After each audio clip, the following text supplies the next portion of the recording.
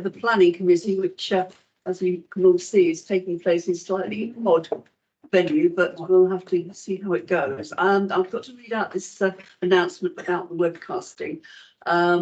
We're having to meet in this reception area as the council chamber is currently closed for installation of new AV and webcasting equipment, which will be available for committee meetings in the new municipal year. The AV facilities tonight are more limited, with a single microphone over on the table in front of the screen. The camera on the public gallery screen is turned off, but please note that in the event of a technical malfunction or by individuals moving around the room, your image may be captured. Therefore, by entering the meeting venue, you are consenting to be filmed and to the use of those images and sound recordings for webcasting. Subject to any technical issues, so we are all crossing our fingers here, the meeting is being recorded and broadcast live on the council's website and will be available for viewing. Members of the public are only able to speak if they have registered their intention to, in accordance with the council's procedure rule 36A, public speaking at planning applications committee. There is one public speaking item this evening.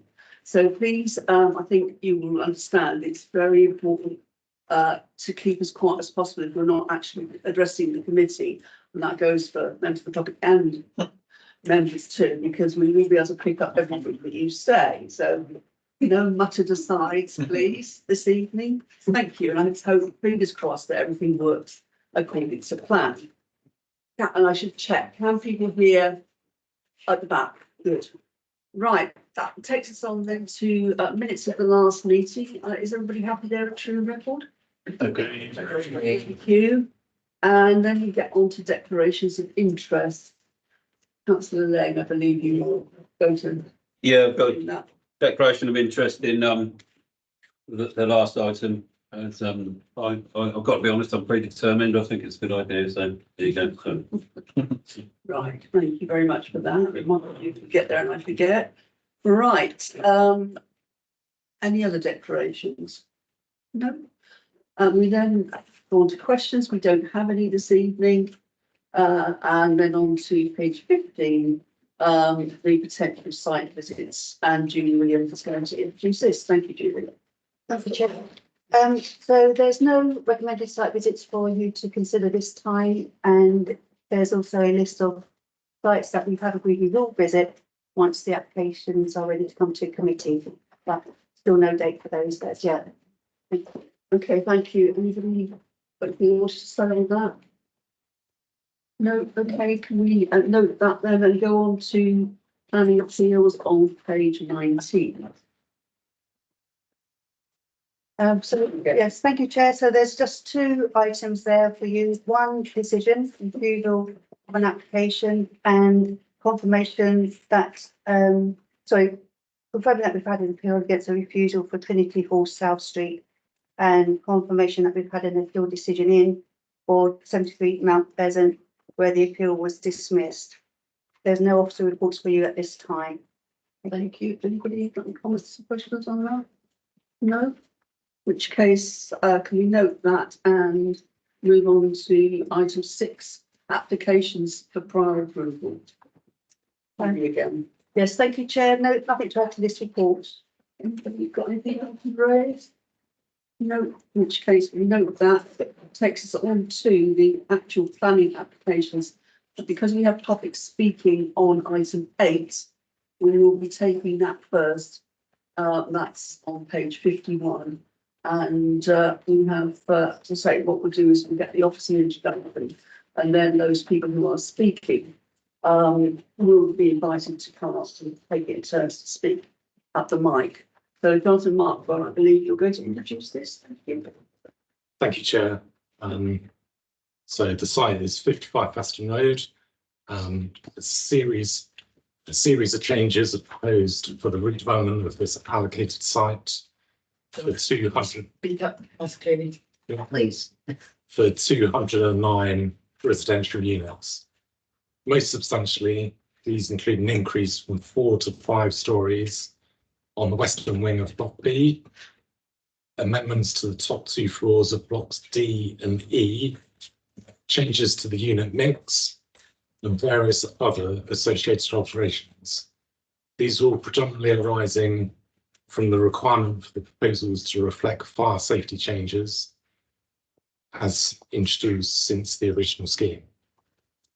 I'm aware that the applicant has provided members with some literature about the proposals since the officer report was published. In this, the applicant makes various references to the provision of 63 on-site affordable housing units. I can clarify that 0 upfront affordable housing units are proposed as part of the application which is in front of you this evening, as per paragraph 7.23 to 7.25 of the main report.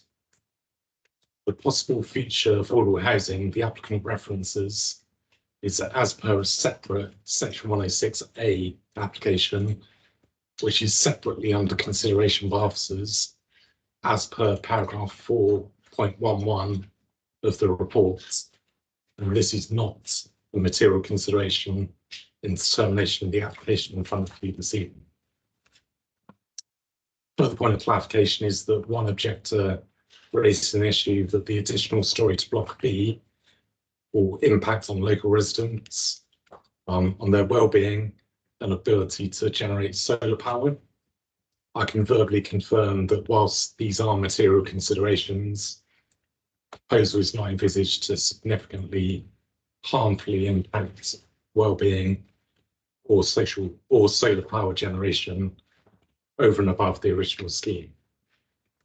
More widely, the changes have been carefully considered, both individually and collectively. The additional storage block B is considered appropriate in design terms, and whilst adverse light, outlook, and overlooking impacts would occur for existing nearby occupiers, they are not at a significant enough level to warrant refusing the proposals in the context of the original permission. With regards to blocks D and E, which you can see on the screen in front of you there, they front onto the River Thames. In design terms, the upper floor changes are considered by officers to be backward steps, but the extent of the changes are also not so significantly different that they alter the overarching conclusions previously reached by the inspector in respect to these blocks. There are also separate benefits associated with the proposed changes too. For example, the almost doubling of 3 and 4 bed units in the scheme is welcomed.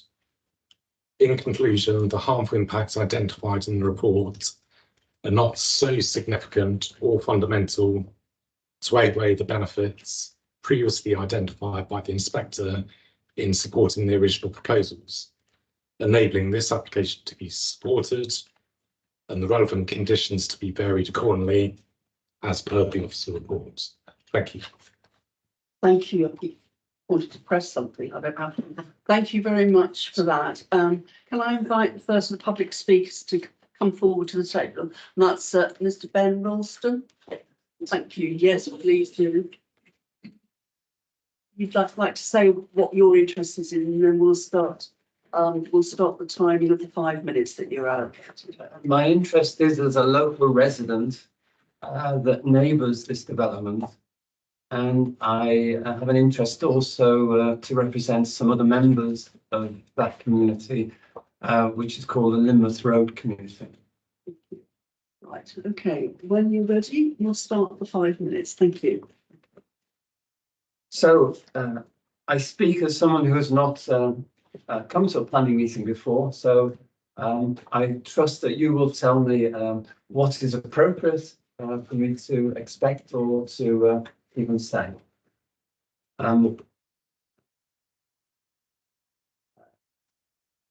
I believe that one of the greatest assets Reading has is the Thames, and I think of it as a recreational area, an area where people will relax during their lunchtime when they're coming from their offices, or and walking on that riverbank is quite important to, I think, some people's lives.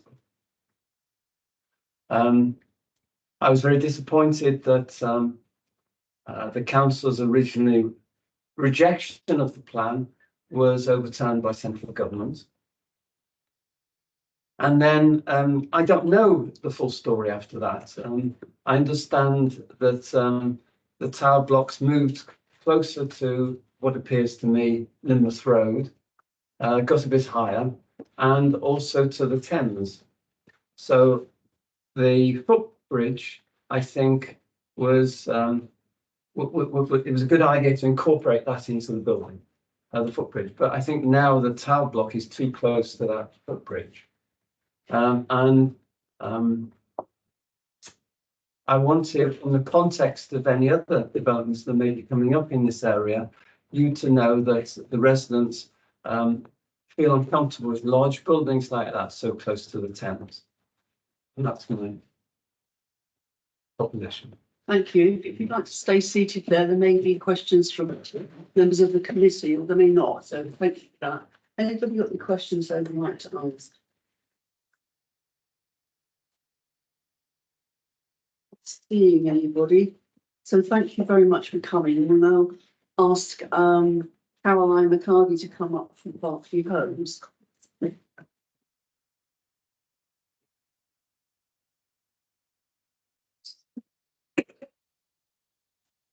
Good evening. If you'd like to just explain for everybody's benefit what your role is in this, and then we'll start the 5 minutes. Thank you. Thank you for having me this evening. I'm Caroline McCarthy. I'm Land Director at Berkeley Homes. We're the landowner and developer of the Battersea Road site. Thank you. The former SSE headquarters is a vacant brownfield site in an excellent sustainable location within the heart of Reading. Redevelopment of this site will provide much needed high quality new homes for those that want to live, work and play in Reading. Berkeley received planning permission for the station in March 2022. Changes to building regulations with regards to fire safety and significant build cost inflation meant that the approved scheme was no longer viable and could no longer be implemented. So delivery of this key strategic site came soon.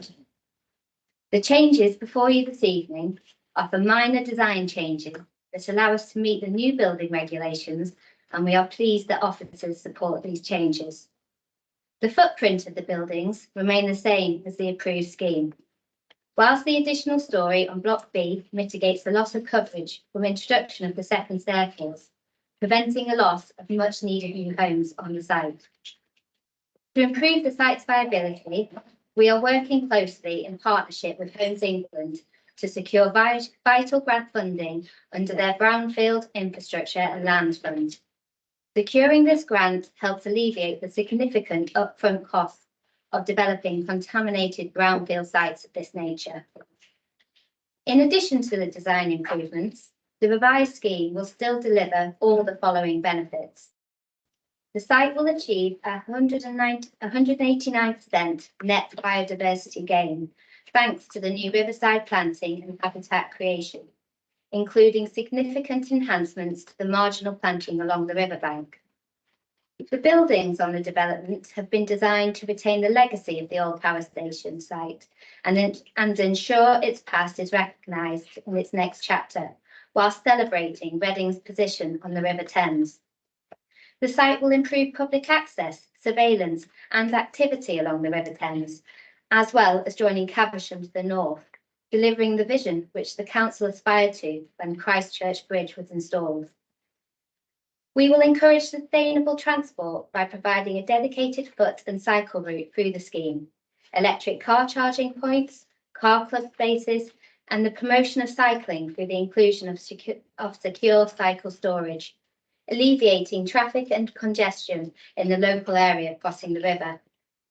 We are committed to delivering homes that can be net zero carbon by 2030, designing an air source heat pump led network system alongside the inclusion of solar panels. The development will contribute over £2 million in SIL to be invested within the local area to further fund infrastructure improvements within the local community and other council-led projects.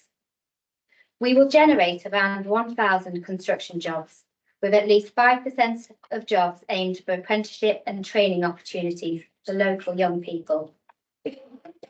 Lastly, we must not forget that redevelopment of this brownfield site will deliver 209 much-needed, high-quality new homes and create a new community within the heart of Reading on a site that is currently stalled.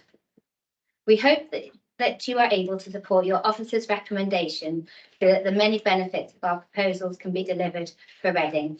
Thank you for your time. Thank you. If you just stay there for a second, see if you any questions. Yes, councillor Ennis. Yeah, thank you. I take it that some of the details of previous commitments are not in it because I can't find in the report the discussion about the heat pumps and that sourcing, and yet in the brochure, which is very professional and consummate, I would say, it talks about it. So could you explain the situation with regards to heat pumps in the new development? So the air source heat pump was approved in the old scheme, so we've always been delivering that. So as the case officer pointed out earlier, the changes today are mainly Okay, that's fine. changes. So the energy strategy All reassurance. Yeah. So it's practical in every, yeah, okay, thank you. Councillor, the next. Thank you, Chair. Hello, thanks for coming in. I'm not always convinced Reading needs new flats, but I am always convinced we need new affordable housing. And in your, as Councillor said, lovely brochure that we got through, it mentions affordable housing more than once. But we've heard from our officer that's not part of the application this evening. Could you say anything more about what's happened there and why the scheme is being promoted with affordable housing, but is going through another route? And so I think, as the case officer explained earlier, so the scheme as approved in 2022 was subject to a viability and a deficit. So as approved, it was acknowledged that the scheme couldn't provide affordable housing. So it's 209 private homes.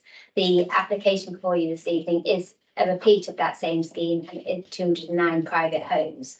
What we're doing separately is working with Homes England as part of this brownfield fund, and also talking to an RP, which at the moment is Metropolitan Thames Valley, to see if we can get further investment into the scheme so that we can deliver a betterment for Reading and deliver the 30%, which is 63 additional affordable homes. But that is subject to the grant funding, and as Mr. Markwell pointed out, a separate application that's being considered.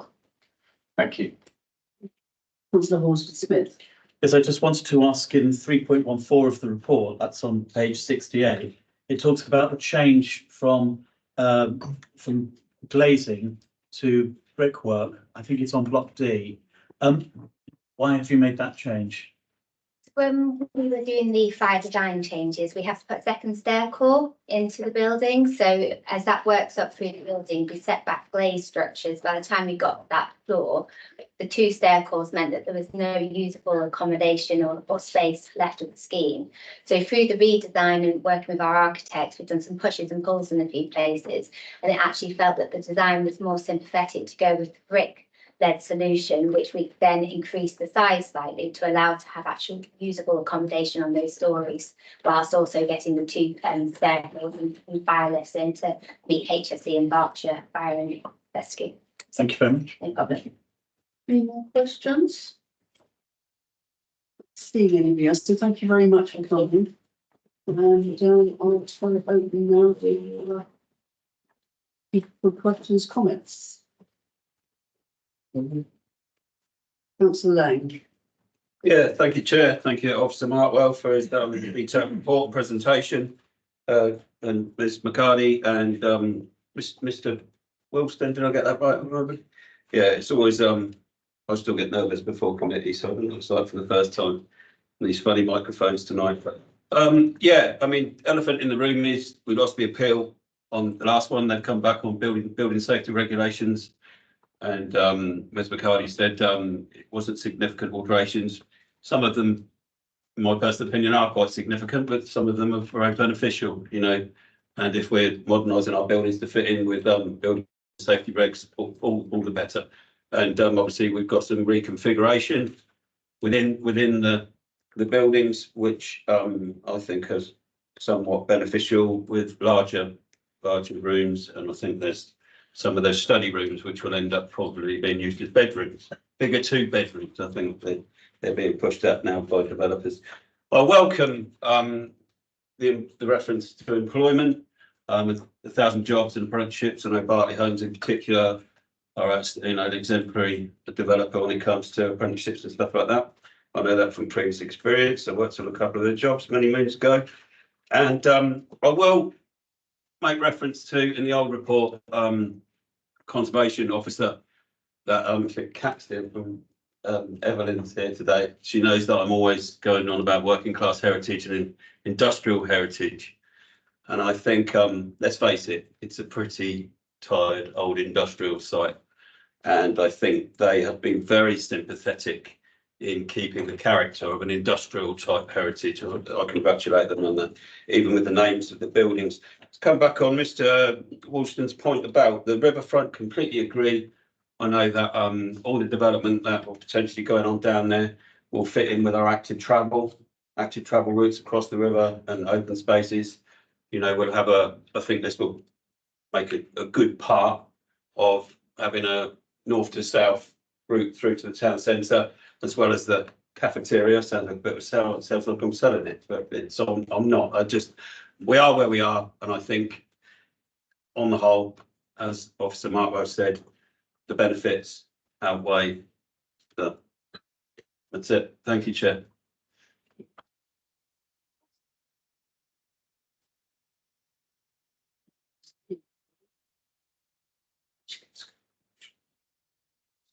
Behind it. Which case, if there's nobody. Are they really going to go from 4 floors to 5 floors behind my house? Are they going to look right into my house? Are they already look right into my back gardens? They're going to go further up? Is that what you're proving here? You say the benefits will outweigh the cost? Please, What benefits? Benefits to who? Berkeley Homes? What please, about residents? we don't. Jesus.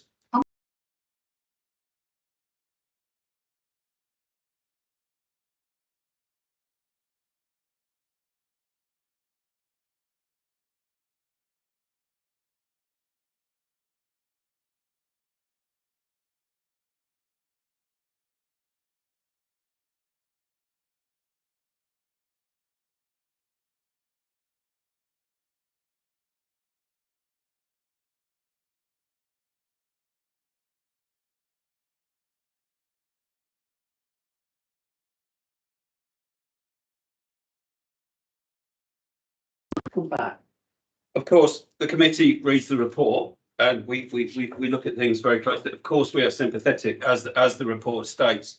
Applications are about on balance. And we have to take into consideration that that the previous one, which was in effect refused by this committee or a committee, and was overturned by Secretary of State. Probably not to mention tonight, but we've also got a high profile one that's in the press about one that's been overturned by Secretary of State. So there are benefits to this and there are not benefits to this application, but on balance, the officer recommendation is to accept. And the way I look at it from a personal point of view, it's about building safety.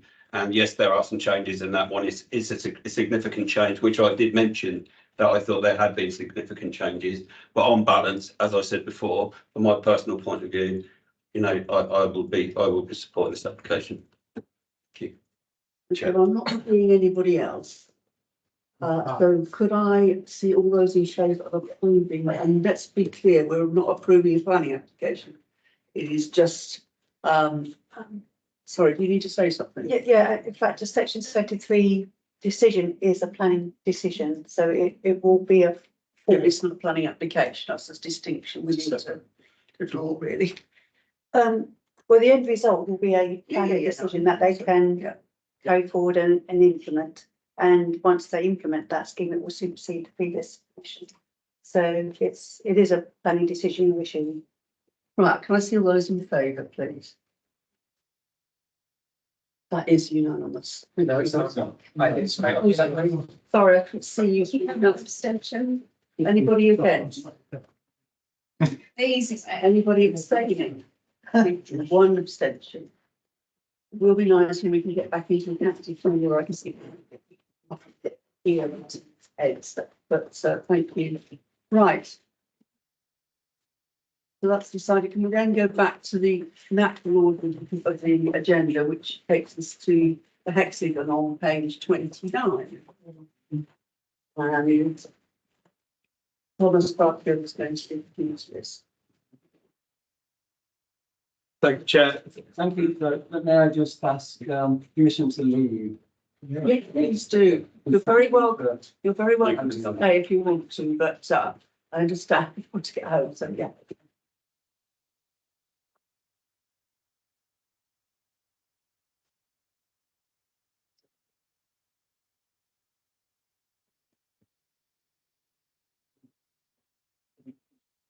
And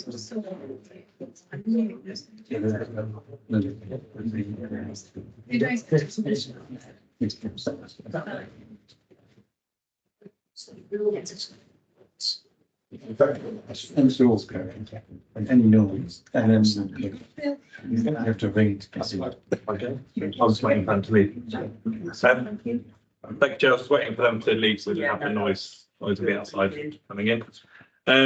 So the next application is for the Hexagon Theatre. The site is, as I'm sure you are all aware, on the west side of Queen's Walk, contains the existing Hexagon Theatre as well as the back of house area.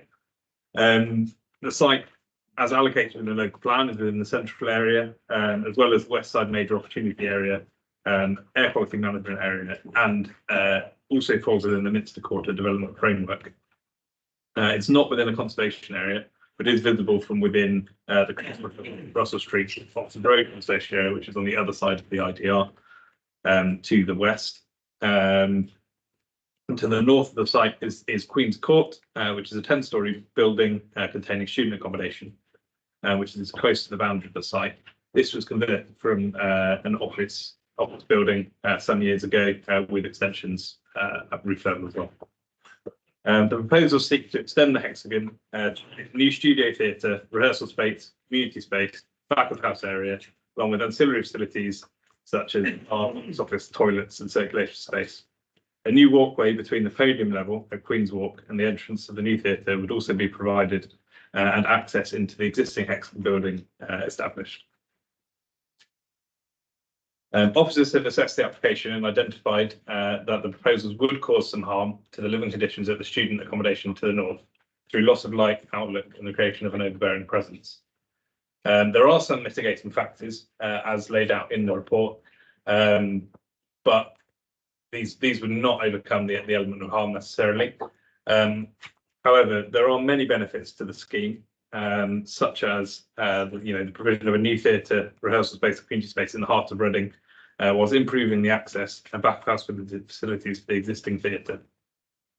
The proposal would also represent high quality design, which would complement the existing Hexagon building and significantly enhance the character of the area and the public realm.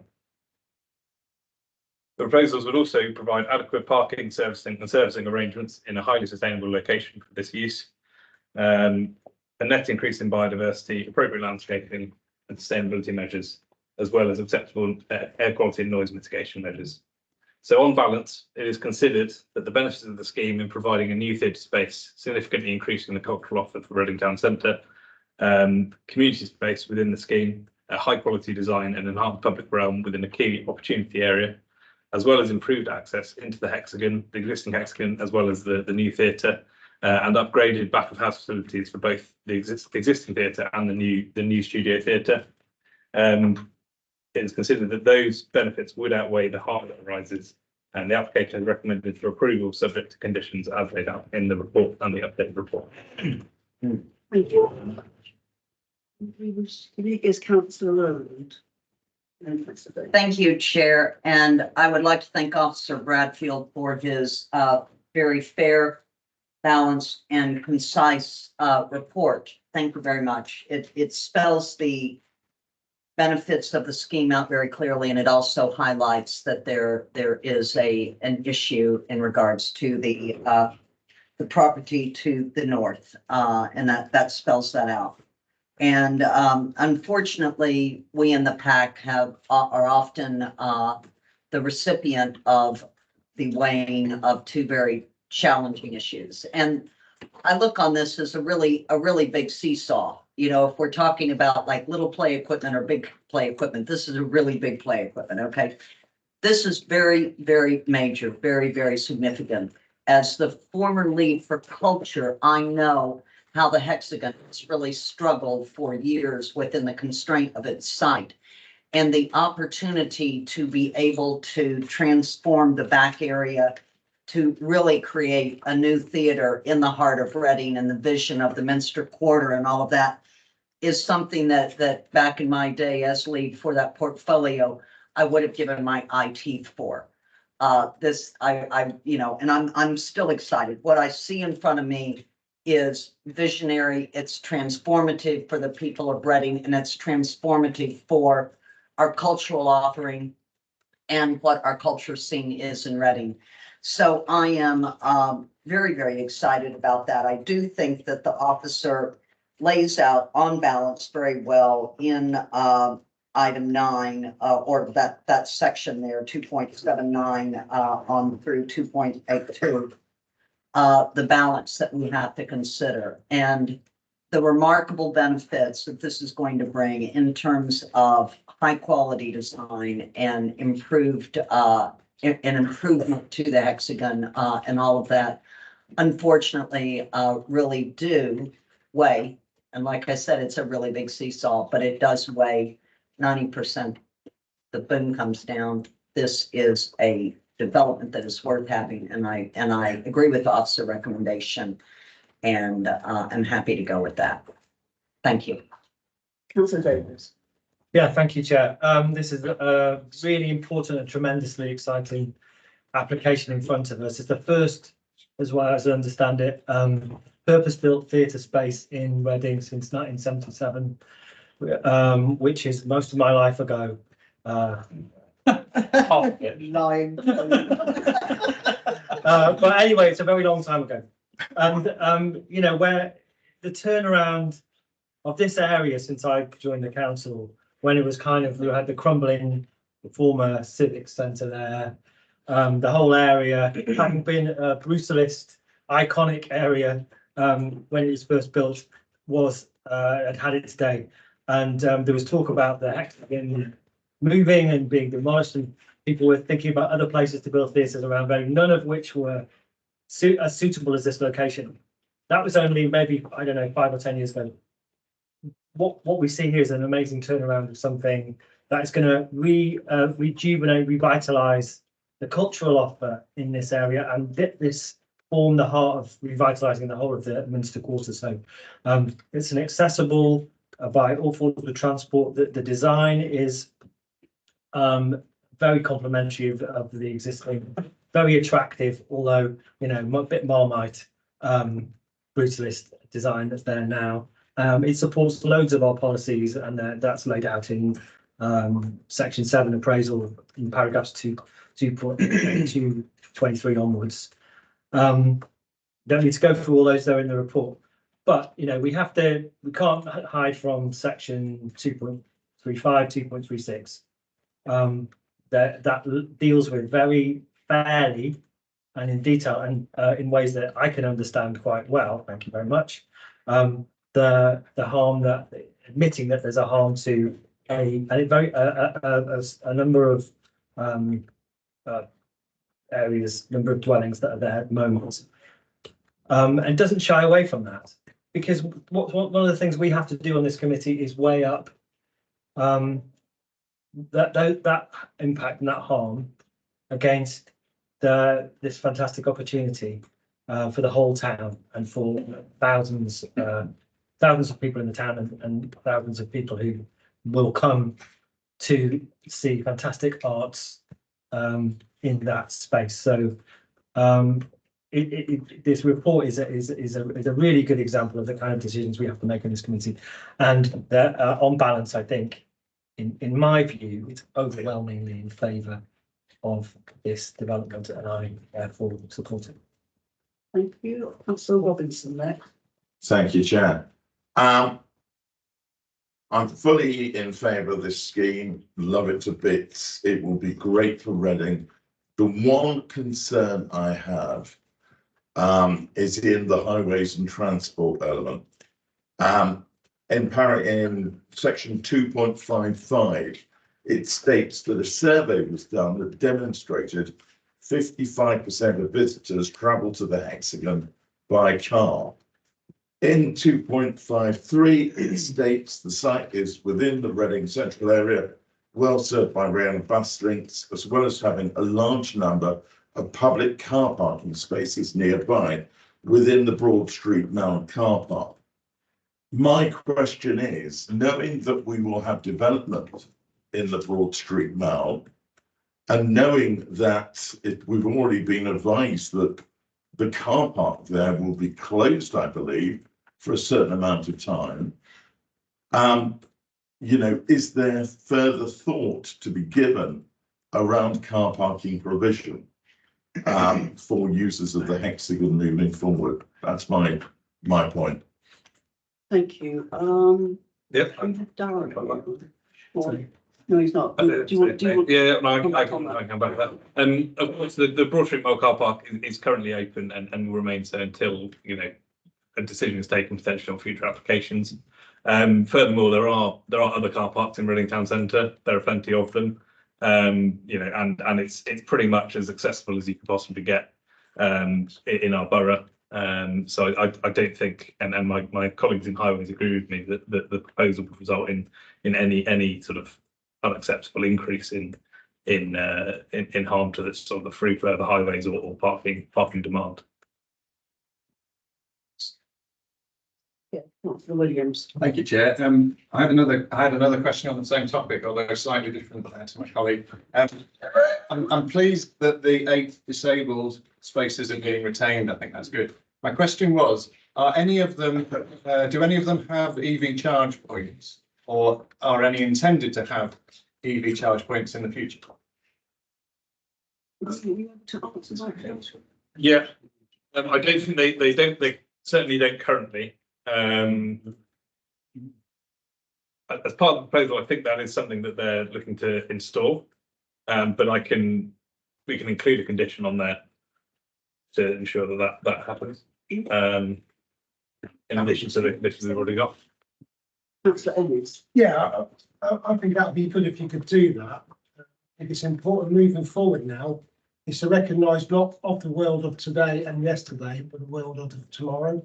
And EV charging points, particularly for disabled, would be a really good one. Just want to remind councillors, colleagues, that if you read the Reading Today and have a look at the actual report, we are the 3rd lowest car ownership town in the country, behind Hull and London. Now, people will say there's elements of poverty there, which I would say there is. But what the report says is that the transport infrastructure of Reading is now beginning to show that people are using their car less for leisure and work and using the transport infrastructure. I had the pleasure of going to the Great Western reception last night in the House of Lords. I just got that one in, and listening to other towns in the country for Great Western. Reading is one of the most best placed transport infrastructures, and it will only get better. So taking the point about people currently driving now is fair enough, but the future is moving towards EV charging, and helping and assisting disabled people, but also other people as well. So I would really welcome that, but also looking forward for active travel within our leisure offer. And I think this planning committee should look at that. So very much support that. Whilst understanding Councillor Robinson's views, today and yesterday, we all drove a car. Tomorrow, a lot of us won't be. Thank you, Councillor Anderson. Yeah, thank you, Chair. I was just going to say, I think the EV points is a good one. The only thing I would say in terms of making a condition on it though, is just making sure that it's appropriate, because obviously we haven't fully transitioned to electric car. So I wouldn't want us to get stuck whereby we condition it and then we lose our 8 disabled spaces. So just being, I'm sure officers will be careful in terms of the wording and whatnot. Because I'm all for the active travel, and I think people come, to my understanding, come far and wide to come to the Hexagon. I've not been to the Hexagon in years, probably since I was in school, but I do know people get the train and do use public transport, like Councillor Ennis was saying, and Councillor Davis is right that it is a bit of a marmite design at the moment, and the kind of in terms of that area in the Minster Quarter. But you know, I think people have fond memories of the Hexagon. I know I do. But I think it's really exciting to see what's proposed, and I'm just grateful to officers for all the work that's been carried out. So that was my 2 pence, Chair. Thank you. Anybody else? Not seeing anybody else. I can't see all those. Actually, Oh, Councillor Hall. yeah, just on that EV charging point, I agree with what's been said. I mean, in a lot of applications that we look at, as well as putting physical, EV charging points, we insist that there's infrastructure put in, or we recommend that there's infrastructure put in. So that if there is an issue about that, then we can go to a sort of halfway house and make sure that we're covered for future expansion of EV points. I wouldn't like to go down the line of putting in what is current policy, which is, I think, is either one for every 10 or something like that, EV points. If in future, in fact, we're going to need more points. So let's try and make sure we've got the infrastructure in place so that we've also got future flexibility. Yes, Councillor Creswell. Thanks. Just a brief further point. I think it'd be good we're talking about a fairly small number of parking spaces here, and it'd be good to have covered that we don't want spaces to be either disabled or EV. It would be important to provide, and I think we're all there, but it's important to state it explicitly that there will be some combined. Yeah, that's all. Yeah, absolutely. If I could maybe respond, I think it's obviously, it's not clear as yet how or if it's possible to provide the EV charging points, and the point you're making about make sure we've got enough adaptability built in, enable more to be provided if required. So perhaps the condition should be to provide a feasibility study on how that could be accommodated, because it's also not just about on site but also the other side. The majority of the parking will be in the public car park, so that would be beyond their control, but certainly can look at the ones on site. But so if we have a condition about feasibility to be submitted to us to be checked, and if that feasibility study does show that EV charging points can be provided, then we can sort of have a timetable in response to that submission. That's a good idea. That we agree that's a good way forward. Yeah? So can I see all those in favour of this application? That is unanimous. Thank you very much. So, item 9. Is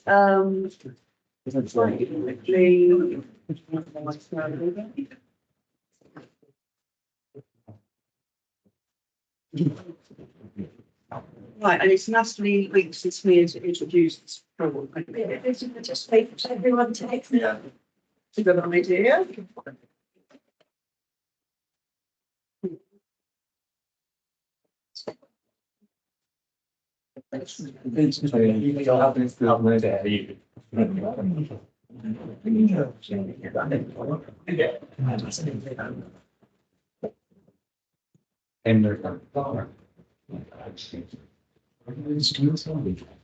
Right, I'm sure sweet the last person to leave. And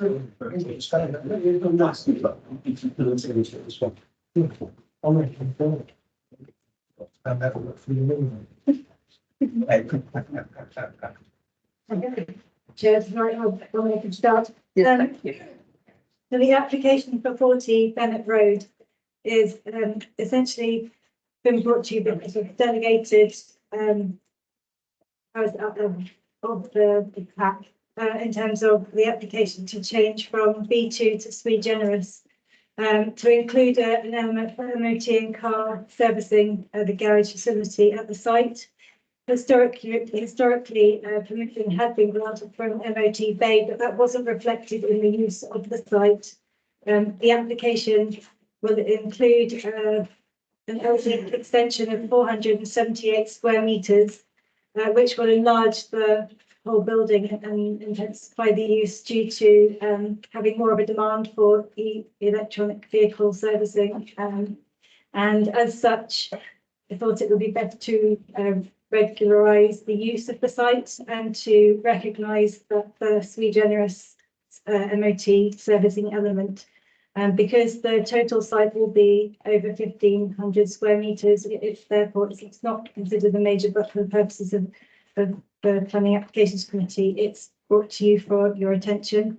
I'm proposing to recommend approval, subject to recommended conditions. I just add that there was a request for to delegate to officers once the consultation period closes at midnight on the 27th of March, which is this evening, so a decision could be granted.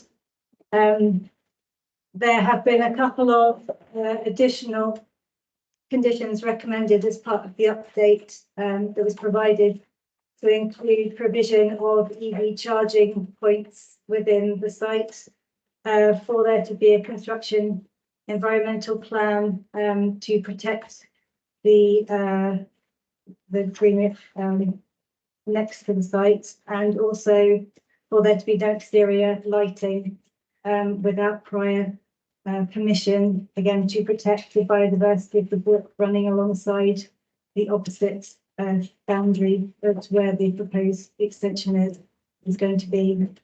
Thank you. Thank you very much. To see the Councillor Lane. Yeah, thank you, officer, for the report. We talked a lot about EV infrastructure, haven't we, tonight? And this is another form of EV infrastructure, as in servicing and MOTing. And you know, we don't know the reliability of these in years to come. But what I do know, as being a guilty person who has a car and a van that's off the road at the moment, we need a second-hand market. So the more infrastructure we can go, the more EV vehicles we can get out there, the quicker we can get second-hand. We can get a second-hand market, and it can start to. Maybe it will trickle down. Trickle down doesn't normally work, but maybe this will. And plus, it's yeah. Sorry. Yeah. Obviously, it's my ward. It's jobs, and I'll always support jobs in my ward. I'll always support jobs in Reading. So that's where I am. Thank you. Thank you. Anybody else? Yeah. Can I feel those in favour of this? Thank you, that's unanimous. I need to remind Councillor Lane to leave the room for the next time. I've got to wait outside in the rain. When you get bringing all your credentials by now, then you know. Healthy knowing the environment. Right, item 10, as Councillor Lane says, on page 189, it's the modular building in Lexington Grove. Thank you, Natalie, it's you again. So the application is for the erection of a temporary modular community centre for a period of 3 years. Due to significant issues in the original Whitleywood Community Centre, that building has had to close. And due to extenuating circumstances, the temporary modular building is actually in sight. So permission is sought to regularise the fact that to regularise its permission. In terms of the consultation period, there is still time to run on the consultation period. So again, we request that it would be okay to delegate the decision at the end of that period, subject to no significant issues and concerns being raised.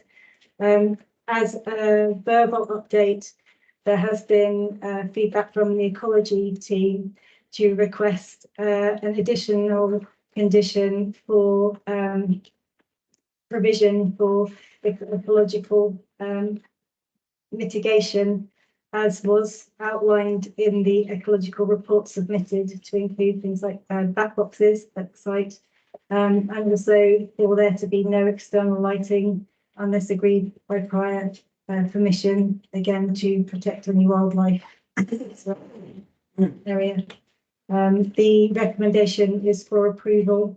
There are conditions for disabled parking places, 3 disabled parking places to be provided, and for the drop curb to be installed. And also there'd be a condition to ensure that there is adequate accessible access to the building as well. Thank you. Thank you. Councillor Anderson. Thank you, Chair. Just briefly, I mean, 8.1, I think sums it up beautifully in the report by the planning officer.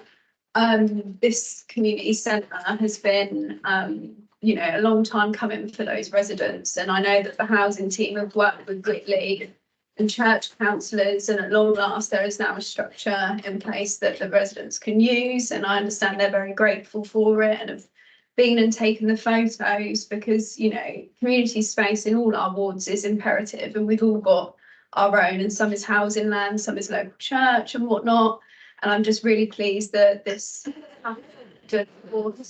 I have no planning objections, and I think the conditions are really sound to make sure that we hold ourselves accountable. As Councillor Leng would say, it is marking our own homework, but, you know, it's really important that this stuff tracks through the proper channels, and I'm glad to have it before us. And I'd like to thank Councillor Eden and Councillor Leng and Councillor Mpufu Coles for holding housing to account and making sure it's so happy days, and I hope the committee are minded to grant it this evening.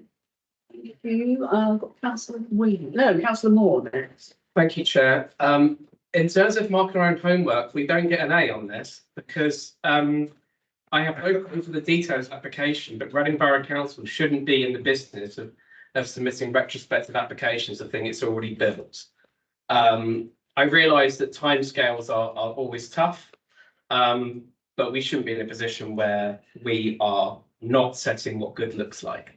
So I just want to make that point, as that, can we please send that back as feedback to property management and other departments who may submit planning applications for these sorts of things, that we shouldn't be submitting retrospective applications. Thank you. I think we all agree with that, Councillor Moore, as I told you the other day, and I understand new procedures are being put in place so that hopefully things will be captured at the right time in future, when things are being planned. So yeah, I don't think anybody disagree with that at all. I've now got Councillor Horsley-Smith. Thank you, Chair. Just a few words, really. I recognise as a church ward councillor the importance of community hubs, and I'm sure other councillors across the borough recognise this. It's very unfortunate that the existing centre had to close, and so this is very much a fallback position. And I think it's what comes through in the report is that it's got a wide range of users that are using it. It's an important community asset. It's one that we should be supporting. It's in an important area of Reading where there needs to be work to support the community, particularly in this part of Reading. I think the fact that we're asking for permission for years gives us that opportunity also to look for a more permanent site if there's one available. So certainly this is something to be commended. It's something that is important to the community, and it's something we're giving back to the community. So I very much support this. Thank you, Chair. Not seeing anybody else, can I see all those in favour of this application? Thank you very much. Chair, could I just clarify one thing with the officer? Were you suggesting a specific additional condition on the transport staff? So it'll be as existing, but there will be an proposed accessible access to be conditioned.